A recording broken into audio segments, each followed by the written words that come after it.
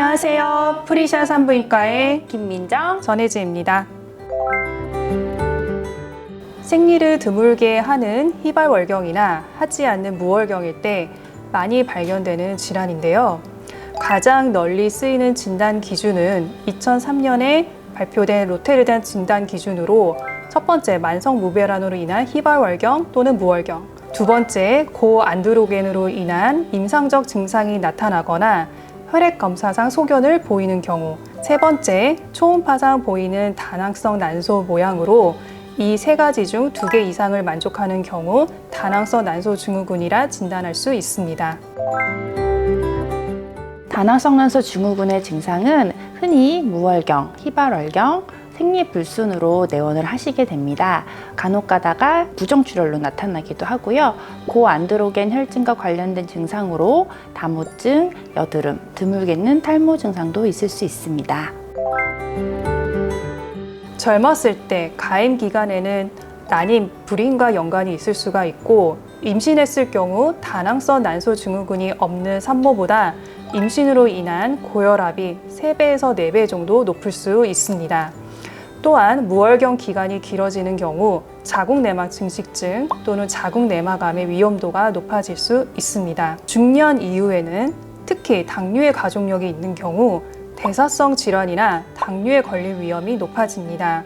이는 다낭성 난소 증후군이 발생하는 원인이 당대사에 중요한 역할을 하는 인슐린 호르몬에 대한 저항성을 지니는 질환이기 때문입니다. 따라서 다낭성 난소 증후군이 있으면 젊었을 때뿐 아니라 중년 이후에도 꾸준히 관리를 받으시는 것이 중요하다고 할 수 있습니다.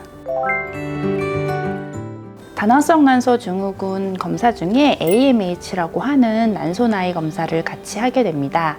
보통 이제 난소 나이 또는 난소 기능을 볼 때 많이 하는 검사인데 이 검사는 다낭성 난소 증후군 진단에도 쓰입니다. 이 AMH 수치가 제일 높은 게 좋은 게 아니고 중간값일 때가 제일 좋다라고 생각하시면 되겠습니다.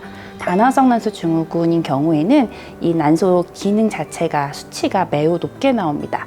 그래서 수치가 높을수록 다낭성 난소 증후군의 진단이 될 가능성이 높다고 볼 수 있습니다. 다낭성 난소 증후군은 여성의 생애 주기별로 나타나는 증상이나 끼치는 영향이 다르기 때문에 만성 질환의 개념으로 완치보다는 꾸준히 관리하는 질환으로 보는 것이 적절합니다. 첫 번째 치료는 생활 습관의 개선으로 비만으로 인한 다낭성 난소 증후군의 경우 올바른 식습관으로 개선하여 체중 감량을 돕고 더 나아가 혈당 관리를 할 수 있도록 해야 합니다. 두 번째 치료는 약물 치료로 생활 습관의 개선만으로는 당장 좋아지기는 어려울 수 있으므로 약물 치료를 병행하게 됩니다. 우리나라의 경우 체중은 정상이거나 마른 다낭성 난소 증후군의 비율이 높은 편이므로 대부분 약물 치료를 하는 경우가 많습니다. 경구 복합 호르몬 제제를 복용을 하는데 전문 의약품에 속하는 약물을 처방을 받으므로 반드시 병원에 내원을 하셔서 처방을 받아 복용을 하시면 됩니다. 앞에서도 말씀을 하셨는데 이제 체중 관리가 중요하다는 말이 있었습니다.